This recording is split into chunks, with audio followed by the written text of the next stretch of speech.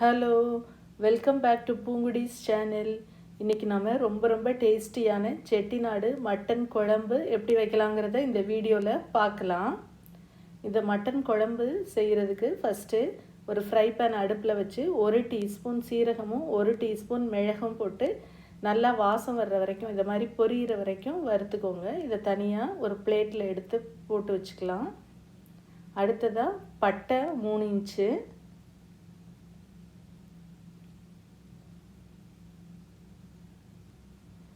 ஏலக்காய் 4, கிராம்பு 4 எல்லாத்தையும் போட்டு ட்ரை ரோஸ்ட் பண்ணிக்கலாம். 1 டீஸ்பூன் சோம்பு, இது எல்லாத்தையும் நல்லா வாசம் வர்ற வரைக்கும் வறுத்துட்டு இதையும் ஒரு பிளேட்டில் போட்டு ஆற வச்சுக்கலாம். அடுத்ததாக வரமிளகா 12, அரை கிலோ கறிக்கு நான் இந்த மாதிரி 12 வரமிளகா வைக்கிறேன். கருவேப்பிலை கைப்பிடி அளவு போட்டு இதையும் நல்லா வறுத்து எல்லாத்தையும் ஒரு பிளேட்டில் போட்டு ஆற வச்சுக்கலாம். இது எல்லாத்தையும் நல்லா ஒரு பிளேட்டில் போட்டு ஆற வச்சு ஆறின பின்னால் இதோட ஒரு 3 டீஸ்பூன் மல்லிப்பொடி சேர்த்து அரைக்கிறேன். ஃப்ரெஷ்ஷான மல்லி சேர்க்குறதா இருந்தாலுக்கு 3 டேபிள் ஸ்பூன் சேர்த்துக்கலாம். ஒரு 50 மில்லி நல்லெண்ணெயை குக்கரில் விட்டு நல்லா சூடு பண்ணிக்கோங்க. இதில் 1 இன்ச் பட்டை, 1 நட்சத்திர சோம்பு, 2 ஏலம், 4 கிராம்பு, 1 லவங்க இலை, 1 டீஸ்பூன் சோம்பு எல்லாத்தையும் போட்டு நல்லா பொரிய விடுங்க. நல்லா பொரிஞ்ச உடனே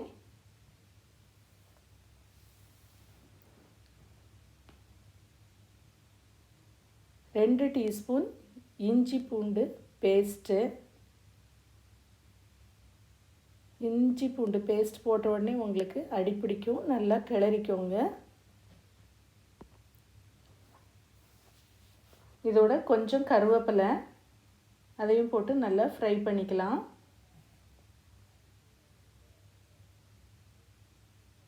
அடுத்ததாக 1 கை சின்ன வெங்காயம், சின்ன வெங்காயத்தையும் போட்டு நல்லா வதக்கிக்கோங்க. 4 to 5 பல்லு பூண்டு, பூண்டையும் போட்டு நல்லா வதக்கிக்கலாம். அடுத்ததாக 2 பெரிய வெங்காயம் நல்லா பொடியாக கட் பண்ணி எடுத்து வச்சுருக்கிறேன். பெரிய வெங்காயத்தை சேர்த்து வதக்கிக்கலாம். இஞ்சி பூண்டு பேஸ்ட் போட்டிருக்கிறதுனால அடி பிடிச்சிட்டே இருக்கும், தொடர்ந்து கிளறி விட்டுட்டே இருங்க.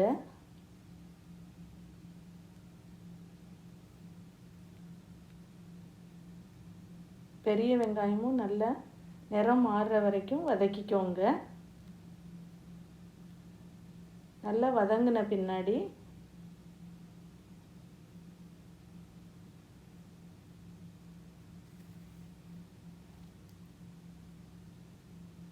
அரை டீஸ்பூன் மஞ்சள்,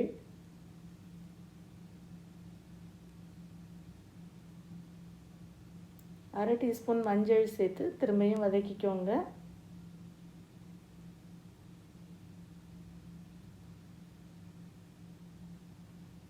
அடுத்ததாக 2 தக்காளி சேர்த்துக்கலாம். 2 தக்காளியை நல்லா பொடியாக கட் பண்ணி எடுத்து வச்சுருக்கிறேன். நம்ம புளி எதுவும் சேர்க்கல, அதனால் தக்காளி நல்லா நிறையவே சேர்த்துக்கலாம்.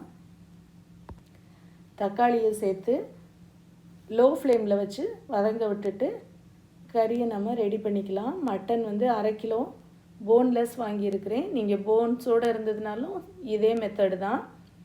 இப்போது நம்ம வறுத்து வச்சுருக்கிறது எல்லாத்தையும் கொஞ்சம் தண்ணி சேர்த்து நல்லா பேஸ்ட்டாக அரைச்சிக்கலாம். தண்ணி சேர்க்கலைன்னா அரைப்படாது. நல்லாவே தண்ணி அரை டம்ளர் வரைக்கும் சேர்த்துக்கோங்க. சேர்த்து நல்லா எவ்வளோ நைஸாக அரைக்க முடியுமோ அரைச்சி ரெடி பண்ணி வச்சுக்கோங்க. இப்போ பார்த்தீங்கன்னா தக்காளி வெங்காயம் எல்லாமே நல்லா சாஃப்டாக வெந்திருக்கும். இதில் நம்ம மட்டனை சேர்த்துக்கலாம். போன்ஸோடு இருந்தாலும் நம்ம இதே மெத்தடில் தான் செய்ய போகிறோம். போன்லெஸ்ஸாக இருந்தாலும் இதே மெத்தட் தான். நான் போன்லெஸ் வாங்கியிருக்கிறேன். அரை கிலோ மட்டனுக்கு தான் இந்த அளவு எல்லாமே நல்லா மிக்ஸ் பண்ணி விடுங்க. மீடியம் ஃப்ளேமில் வச்சு நல்லா வதக்கிக்கோங்க. ஒரு 5 மினிட்ஸ் வரைக்கும் வதக்குனீங்கன்னா இந்த மாதிரி தண்ணி விட்டுட்டு வரும். நான் தண்ணி எதுவும் சேர்க்கலை. மட்டனில் உள்ள தண்ணியே இந்த மாதிரி பிரிஞ்சுட்டு மட்டன் வேக வேக இந்த மாதிரி வரும். ஒரு 5 மினிட்ஸ் நல்லா கிளறி விட்டுட்டு நாம் அரைச்சி வச்சுருக்கிற மசாலா பேஸ்ட்டை இதில் ஊற்றிடலாம். மசாலா பேஸ்ட்டை சேர்த்துட்டு மிக்சியையும் நல்லா ரின்ஸ் பண்ணி அந்த தண்ணியையும் இதில் சேர்க்கலாம்.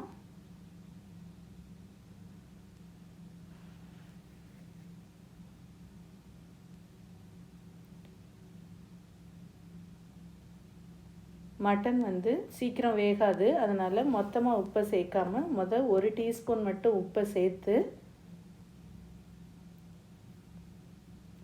குக்கரை மூடி 5 விசிலுக்கு நல்லா வேக வைக்கவும். 5 தடவை விசில் வரணும். மீடியம் ஃப்ளேம்லேயே வச்சு வேக விடுங்க. இதே போல் 5 தடவை விசில் வந்ததுக்கு அப்புறமாக நம்ம ஆஃப் பண்ணிடலாம். அதுக்கு இடையில் 1/4 கப் துருவின தேங்காயோட 1/2 டீஸ்பூன் கசகசாவும் 1 டீஸ்பூன் சோம்பும் சேர்த்து நல்லா நைஸாக தண்ணி விட்டு அரைச்சி ரெடி பண்ணி வச்சுக்கோங்க. குக்கரில் ப்ரெஷர் ரிலீஸ் ஆனதுக்கு பின்னாடி ஓப்பன் பண்ணி பாருங்கள். மட்டன் நல்லா வெந்திருக்குதான்னு பார்த்துக்கோங்க. வேகலைன்னா திரும்ப ஒரு தடவை வேக வச்சுக்கோங்க. நல்லா வெந்திருந்ததுன்னா தான் உங்களுக்கு நல்லாயிருக்கும். திரும்ப தேவையான உப்பை சேர்த்துக்கலாம். ஏற்கனவே 1/2 உப்பு தான் சேர்த்துருக்கோம். இப்போ இன்னொரு டீஸ்பூன் உப்பை சேர்த்து கொதிக்க விடுங்க. இதோடு நம்ம அரைச்சி வச்சுருக்கிற தேங்காய், கசகசா, சோம்பு அதையும் சேர்த்துக்கலாம்.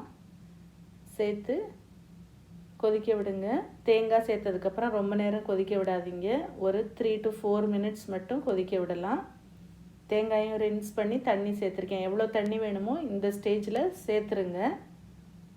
சேர்த்துட்டு 3 to 4 மினிட்ஸ் நல்லா கொதிக்க வச்சு இறக்கிட்டிங்கன்னா மட்டன் குழம்பு சூப்பராக ரெடி ஆயிருச்சு. நல்ல டேஸ்டியாக இருக்கும், நல்ல வாசமாக இருக்கும். இந்த ரெசிபி பிடிச்சிருந்ததுன்னா லைக் பண்ணுங்கள், ஷேர் பண்ணுங்கள். இது வரைக்கும் பூங்குடிஸ் சேனலுக்கு சப்ஸ்கிரைப் பண்ணாதவங்க சப்ஸ்கிரைப் பண்ணிக்கோங்க. அப்படியே பக்கத்தில் உள்ள பெல் ஐக்கானை கிளிக் பண்ணிக்கோங்க. அப்போ தான் நான் போஸ்ட் பண்ணுற வீடியோஸோட நோட்டிஃபிகேஷன்ஸ் உங்களுக்கு உடனே வரும். தேங்க்யூ.